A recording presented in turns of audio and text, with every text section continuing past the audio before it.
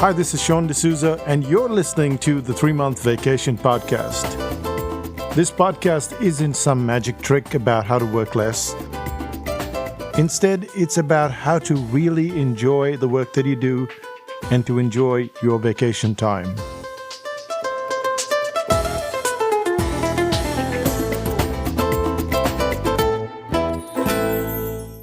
Hi, I'm Sean, and you're listening to the 3-Month Vacation.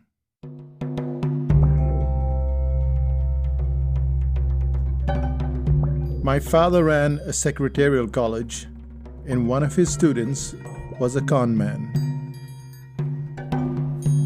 Back in Mumbai, where I grew up, the majority of secretaries were women, and they were Catholic. Steve, the con man, was from another religion. Like most con men, he had different aliases, and when he joined my father's college, he wasn't Steve. Instead, he called himself Sadashiv.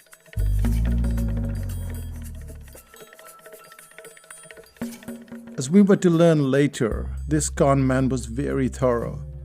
He would go through a complete transformation where he'd fall in love with a girl and then he'd convert to her religion and even change his name to a more suitable Catholic name. They'd then get married, start up a joint bank account, and all would be well for about a year. One day, his new wife and her family would wake up to find Steve had disappeared. During their first year of marriage, Steve would create an enormous level of trust, and then, once he had his plan in order, he would decamp with the money, all the jewelry, all the valuables. The only reason my father found out about his modus operandi was because he called my father from jail, saying that he had been framed. They were all lying against him. He had been framed.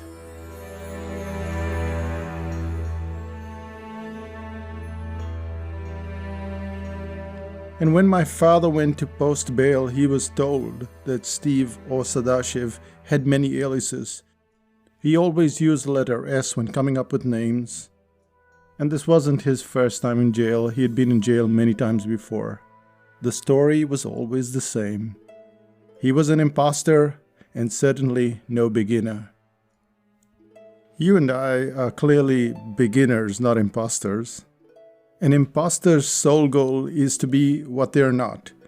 They hide behind a mask, and their strategy is based on deceit and dishonesty.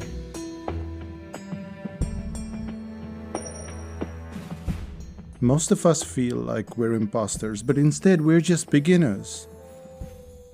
When we start out a new business, we face this intense distraction that somehow we need to help others because we have those skills to help others. But at the same time, who are we to help others? We're just at the beginning of our journey. So there's this intense quandary, this state of uncertainty. We know that we're not doing something wrong. Even so, we can't shake that feeling.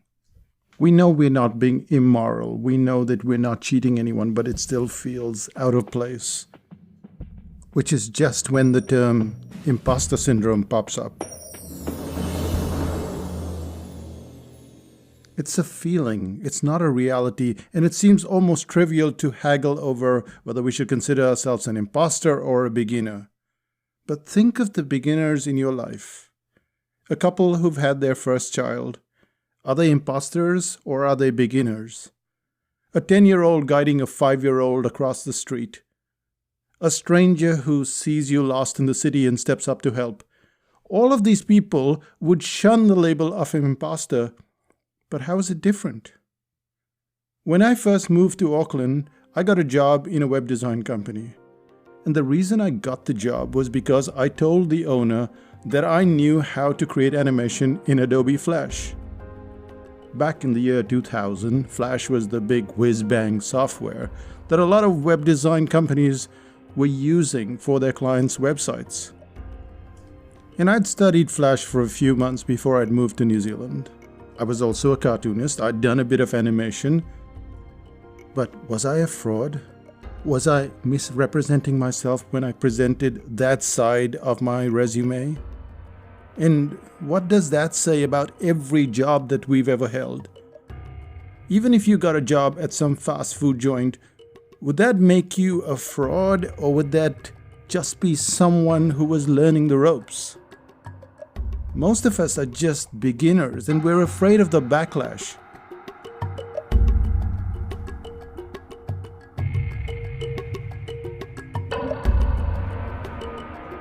Let's say you've just started podcasting, but you've struggled for a while to get things right.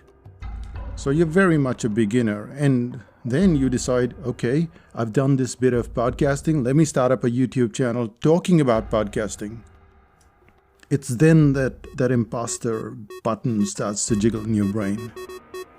You fear that there will be a lot of criticism. You think that the public are bound to see that you're a nobody and that you will be dismissed. That no one will be watching your channel. No one will subscribe. And if someone did subscribe and ask for your advice, would you be able to give that advice?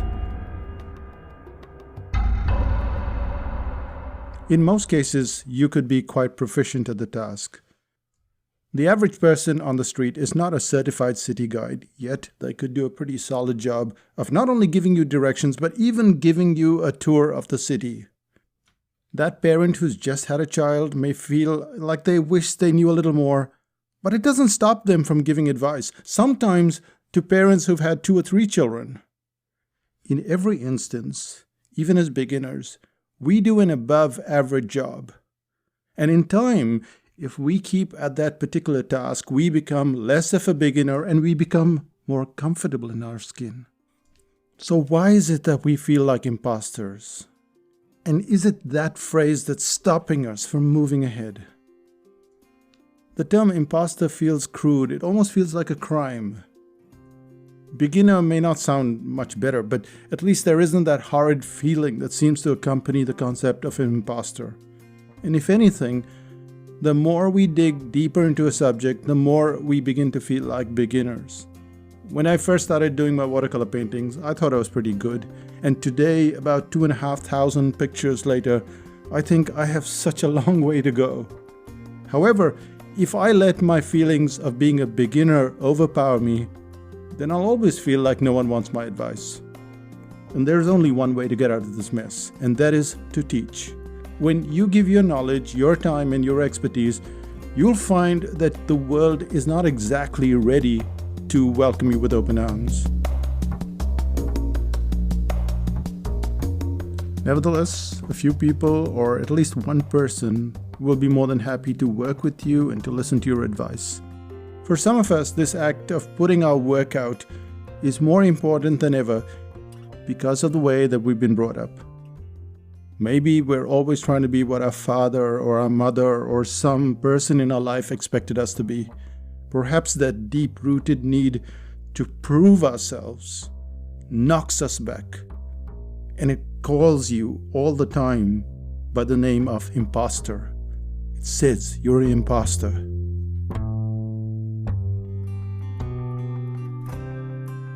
And that's not true. An imposter takes away and you give. If you really want to get out of the imposter or that beginner mode, it's time to get out there and to give your knowledge, to share your expertise with the world. You don't have to get on a big stage. You don't even have to be on a tiny space or the tiniest group.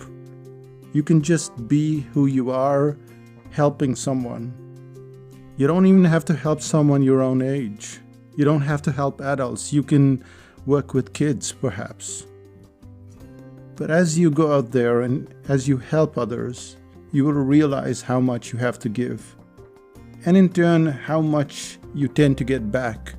It's not guaranteed how much you'll get back, but you get back. And you realize that you're not an imposter.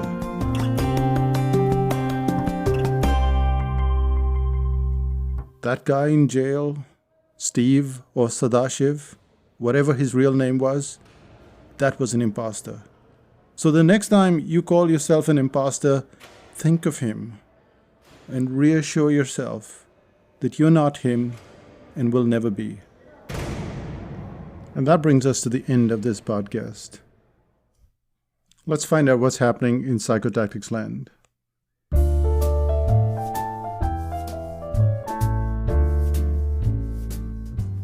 As I record this podcast, we're in the third week of the headline course. And one of the most interesting questions that we get on this course is, it's been so much fun, it's been so easy, when does it start to get difficult? And my question is, why does it have to get difficult? Why does learning have to be difficult? It's because of the way that we've always learned, which is with these big jumps that seems to make things difficult. And when things are in tiny increments, like one step forward or one step backward, that's when you can do that because you can fix that problem really quickly. That's what we tend to do with all our books and with all the courses, is it works in very tiny increments. And if you're interested in pre-selling, which is what we do a lot of, then there is a course that's coming up. This is a home study course, and this will be available on the 22nd of November. Now, if you want to get that course, because there are limited copies, you have to go to psychotactics.com/pre-goodies. That's PRE goodies. And what that does is it signs you up and sends you a whole bunch of goodies so that you can see what the pre-sale system is all about, and you get a feel for the instructions that are being given.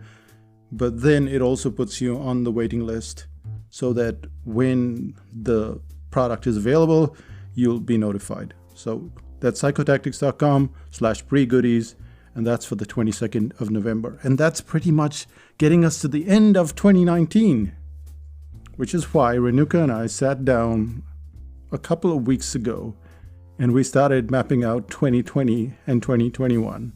And yes, it freaks Renuka out a lot. I like doing these kind of things, going way into the future, but not Renuka. She doesn't like it one little bit. It tires her out completely. But it helps us to understand what's coming up ahead. And we're going to have a webinar series on the psychological side of starting up. That's like a dummy title for now. I don't have the exact title, but it's going to be a 6-part webinar series, and you'll hear more about that. There is a whole psychological side to starting up. And that is more crucial than, okay, which channel should I start and what should I do? There is this whole other side. And that's what we're going to cover in the 6-part series in a webinar format. And then in May of 2020, we'll have the article writing course yet again. Now, it might seem to you like I'm always talking about the article writing course, and I am, but this is the live course. This is the one where you are on the course, working every day, being managed by me, nudging you in tiny increments. So that's really what's happening here in Psychotactics Land. Just remember that to get in any of the courses, to get first preference to any place, you have to be a member of 5000 BC. And you know about 5000 BC. It's a place where introverts gather, where we can talk about stuff that is quite difficult to talk outside just on the internet. So we'll see you in 5000 BC. You can go to 5000 BC and check it out. You have like a 21-day waiting period. It's only 21 days, not 700, just 21. So go and check it out at 5000bc.com, and we'll see you in 5000 BC. That's me, Sean D'Souza, saying bye for now. Bye-bye. Still listening? So we covered the imposter syndrome. And there was a time in the 5th grade, or what we call the 5th standard, when I came first in class, because in India we have, how many marks you get, and so when you're first in class. And I went home, I told my parents, they were really proud of me, and then I think 2 or 3 weeks later, for some reason, the teacher did a recalculation. I don't know why. She went back, and the other student got ahead of me, like maybe 1 or 2 points, or 1 or 2 marks ahead of me. And I haven't thought about this for years, obviously, but that's when I felt like an imposter. Every time my parents would bring it up, and they didn't bring it up for long because you move ahead in school, but they would say, the last time you came first in the class, and that's when I would feel like an imposter. I didn't tell them. In fact, I don't think I've told anyone before. So there are times when you feel like an imposter, and there are times, most of the times, when you're just a beginner. And I'm pretty sure that all of us have some imposter story somewhere if we dig deep enough. But most of the times we're just beginners. So go out there, be the beginner, because at some point in time you get comfortable and you can get things going. We'll see you in 5000 BC. Bye for now.